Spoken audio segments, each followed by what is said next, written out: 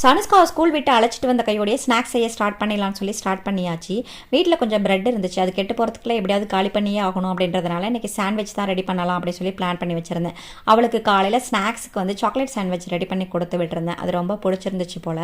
அதனால் வந்ததும் திரும்பி எனக்கு சாண்ட்விச் வேணும்னு சொல்லி கேட்டால் சாக்லேட்டில் ரெடி பண்ணி கொடுக்க முடியாது, சூப்பராக வெஜிடபிள்ஸ் வச்சு சாண்ட்விச் ரெடி பண்ணி கொடுக்குறேன் அப்படின்னு சொல்லியிருந்தேன். அவளும் ஓகேன்னு சொன்னதுனால சாண்ட்விச் ரெடி பண்ணிவிட்டு அந்த சைடில் வந்து டீயும் போட்டு விட்டுடலாம் அப்படின்னு சொல்லி போட்டு விட்டாச்சு. ஏன்னா நல்லா ஃபில்லிங்காக இருக்கும் இல்லைங்களா. அதனால் வெள்ளிக்கிழமைன்றதுனால விளக்கேற்றி பூஜையெல்லாம் முடிச்சுட்டு சனுஷ்காவுக்கு கொஞ்சம் ஹோம்ஒர்க் இருந்துச்சு, அதையும் முடிச்சிடலாம்னு சொல்லி முடிச்சுட்டு டின்னர் செய்ய ஸ்டார்ட் பண்ணிட்டேன். இன்றைக்கி ரோட்டுக்கடை தேங்காய் சட்னி தான் ரெடி பண்ணலாம்னு சொல்லி ரெடி பண்ணிகிட்டு இருந்தேன். 2 பச்சை மிளகா, 1/4 மூடி தேங்காய், 1 கைப்பிடி அளவுக்கு பொட்டுக்கல்லை, 2 பல் பூண்டு, 1 கைப்பிடி அளவுக்கு நிலக்கல்லை, உப்பு எல்லாம் சேர்த்து சூப்பராக அரைச்சிட்டு தாளிப்பு போட்டால் கமகமன்னு தேங்காய் சட்னி ரெடி ஆகிடுச்சு. குட்டி பாப்பாவுக்கு வந்து பால் ஊற்றி தான் கொடுப்பேன் அப்படின்றதுனால அவளுக்கு பால் ஊற்றி கொடுத்தாச்சு. நாங்களும் தோசை ஊற்றி சூப்பராக சாப்பிட்டாச்சு.